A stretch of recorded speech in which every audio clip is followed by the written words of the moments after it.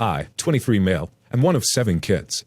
There's Lydia, 31 female, Josh, 28 male, Leo, 25 male, me, then Aaron, 21 female, Nadia, 18 female, and the surprise child, Lexi, 4 female.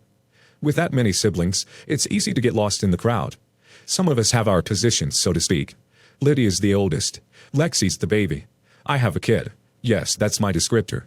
OP gave us grandchildren. Erin is the golden child. She was the last planned child, the one supposed to tie up our family.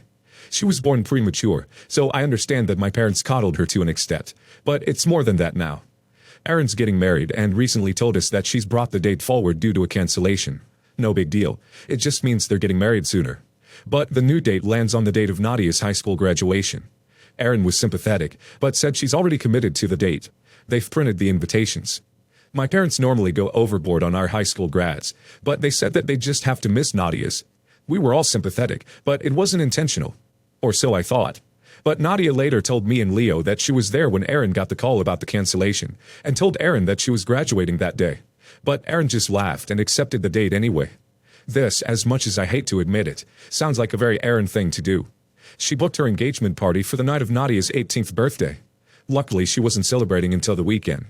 She announced her engagement at my oldest sister's wedding anniversary. Everything is about her. I confronted Erin about this, and she said that Nadia's high school graduation didn't matter. She wanted to get married to the love of her life sooner, and our family had been to plenty of high school graduations at this point anyway. She said something like, "We still have Lexi." But here's what gets me the most. Nadia's been looking forward to this for so long. She's watched all of us graduate and have these huge celebrations thrown by our parents. I asked Nadia what she wanted, and she said she wanted to have her day. So I told my family that me and Nadia won't be attending the wedding. Leo is also dropped out. Everyone's angry. Erin's furious, and I didn't make it better by telling her that I could watch our other siblings get married, since it's all the same in her eyes. Mom's trying to convince me to come to the wedding because graduation isn't as important. But I feel like if I don't do this, then it sets a precedent in Nadia's life that she's always going to mean less than Erin. I've had messages calling me an a-hole, an idiot, etc. They're telling me to step up and be a good brother. But that's what I'm doing. My son is supposed to be a ring bearer, but with how my family is reacting, I'm considering pulling him out of the wedding too. My dad's told Nadia he'll take her to dinner after the wedding. Nadia's currently staying with me because Mom won't stop cornering her. Am I the a-hole? Not the a-hole. Erin tried to make her little sister's graduation all about her, and you are being a good big brother and standing up for Nadia. Also, I'm extra petty, but I would pull your son out of the wedding in solidarity of Nadia.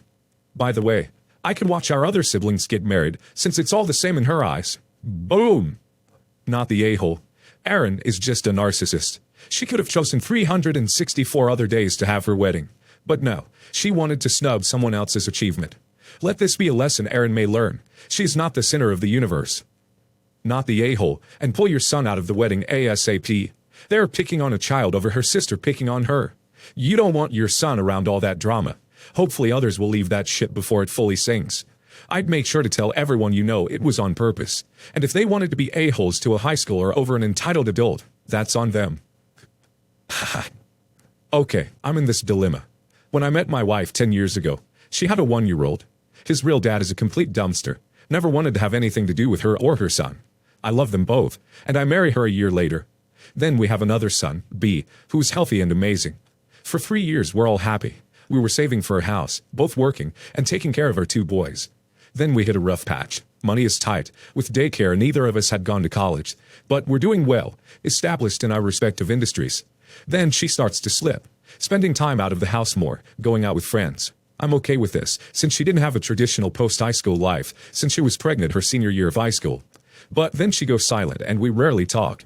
Then on Tuesday, she announces she's leaving.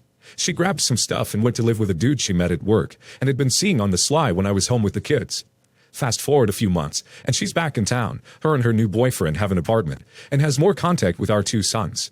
Then she gets pregnant with boyfriend's kid, C. Fast forward another few years, and they all live with her and boyfriend, and I see my 2 boys on the weekend. Fast forward until last fall. They both get arrested, and DHS removed all kids, giving me full custody of my 2 sons, and placing the youngest with her sister.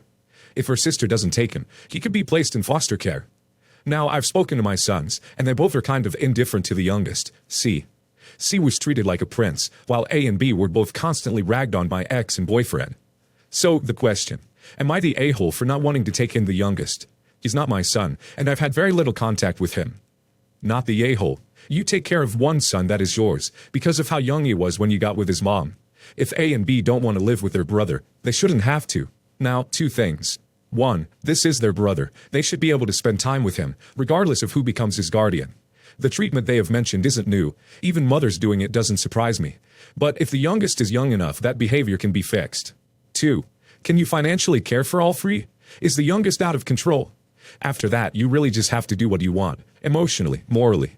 Not the a-hole, but man, it sucks that kid C may have to suffer because of his mother's poor life choices.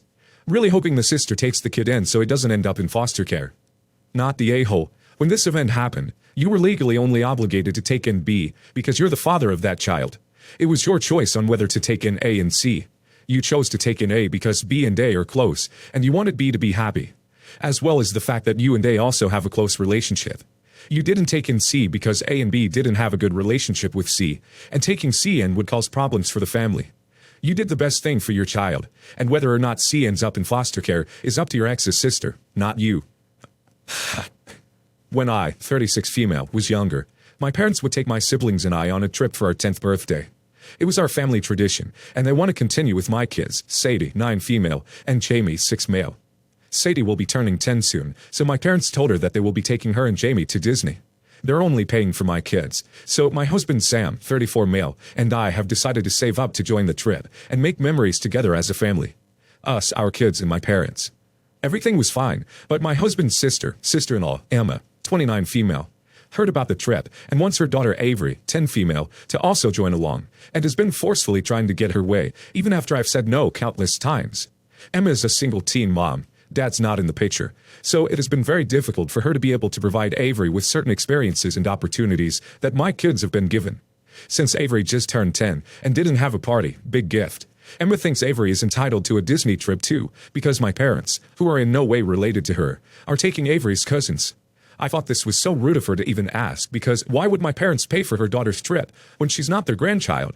When I told her this, she then kept insinuating that Sam and I are paying for ourselves to go. We could probably save for Avery to go too. I love my niece, and feel guilty she isn't able to have such experiences, but it should not be a financial burden my husband and I have to constantly bear. We already help a lot by buying groceries, babysitting, pay for sports teams, school supplies.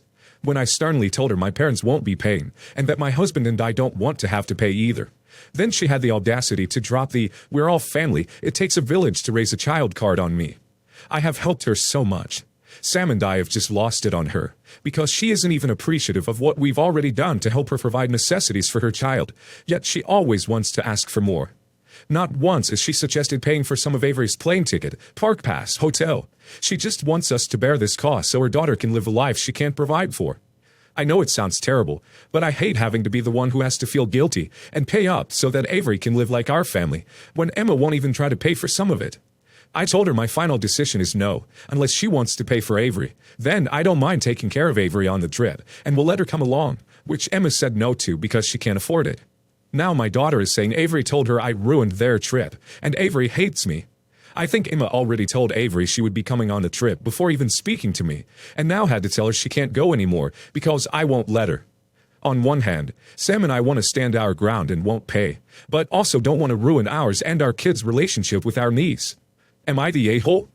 Not the a-hole. It takes a village means loving and supporting, not taking every vacation together. The best you can do with a family member who talks behind your back is take the high road, especially in your communication with the kiddo. Not the a-hole, if for no other reason than this is your parents' gift to your kids. It's kind of crummy for that to be hijacked. Emma's entitlement is another issue altogether. I mean, nothing about Disney is cheap. That she can't afford or even contribute makes the whole thing worse. Not the a-hole. If people are unappreciative of the support they get, then give them none. You know the saying, never look a gift horse in the mouth. Time for you to show them why. My partner and I recently bought a house and are beginning to host, mostly to thank those who kindly helped. My family gave us a small sum for furniture. Our friends and his sister helped with some renovations. It'll be a mix of gatherings of friends, family, and one-on-one dinners. We're not having a housewarming. We don't want gifts. So my partner's parents didn't help in any way. We understand we're not entitled to anything, but the reason is because they were adamant about not buying in 2022, and we obviously ignored their advice. For what it's worth, they're not entirely wrong, but our belief was that we couldn't time the market, and we'd buy what we loved if we could afford it. I'll add that they always told him they'd help when he buys a house. The father owns a small construction company, so we hoped we'd be able to borrow extra tools he keeps, and they rely on my partner for a lot. One of many examples can be giving up his Saturday to help dad on a job, not get paid for it, buying lunch for all the guys, and not get reimbursed. Edited to add that when he asked to borrow the father's extra tools, the father said no with a hoping of, "Oh, you won't listen to me when I said not to buy a house, but now you want to borrow my tools?" We invited his sister and a few others for a get-together in January. Parents find out about our plans, included my fam. They're upset they've been left out of all the parties, and have only been invited to see the house. No dinner or anything. We explained they're thank-you dinners. Parents get more offended.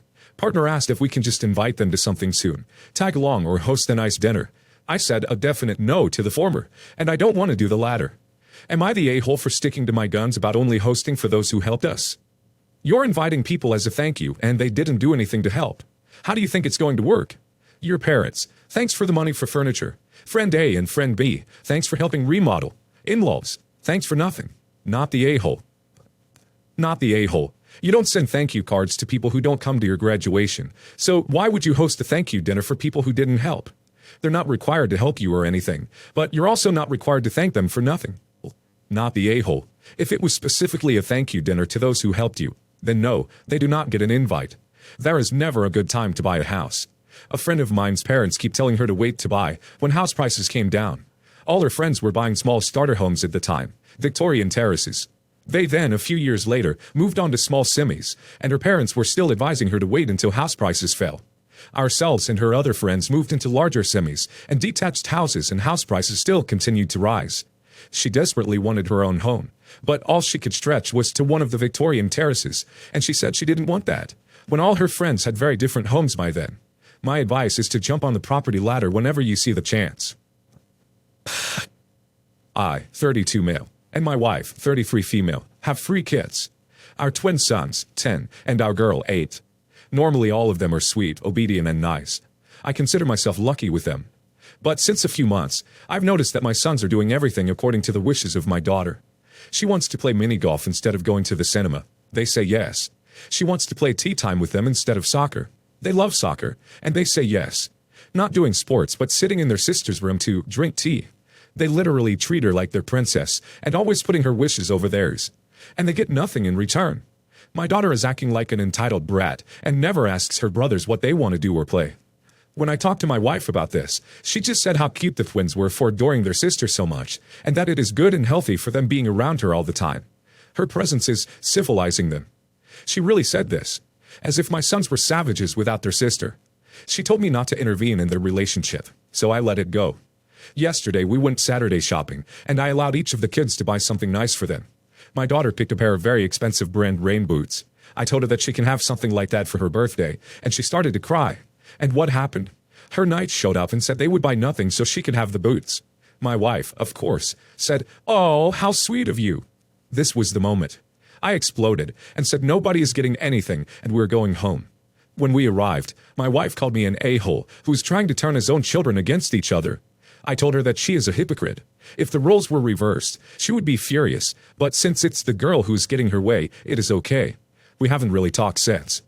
Am I the a-hole for standing up for my sons and revealing my wife's favoritism and hypocrisy? My guy, you're the a-hole for your overreaction, and for not discussing this with your wife more, and advocating your point of view before flipping out and punishing all 3 kids. You taught them nothing, and you made your wife, your partner, feel less than equal in this dynamic. You're not wrong in thinking that your daughter shouldn't always be told yes, and while your sons are clearly very sweet young boys, I understand that you don't have an issue with them or a power dynamic between the kids, but you don't want your daughter to grow up entitled and selfish. However, you are handling this horribly. Teach her in other ways. Let your sons dote on her, and teach all 3 that they are all equal, and while it's great to indulge one another, it's good that they all reciprocate and treat each other that way, not just a one-way street. The way you're doing it is achieving nothing. You're the a-hole for the way you talk about your daughter. What your sons are doing is called including your daughter in the family. You should try it sometime, and maybe your sons won't feel the need to compensate for your failure as a father. You're the a-hole. Twins have a different relationship where they interact with a deeper connection and understanding. I have twin boys who share more, communicate better, and overall have a more mature approach to relationships. You should see their willingness to support their sister as an example of their emotional maturity.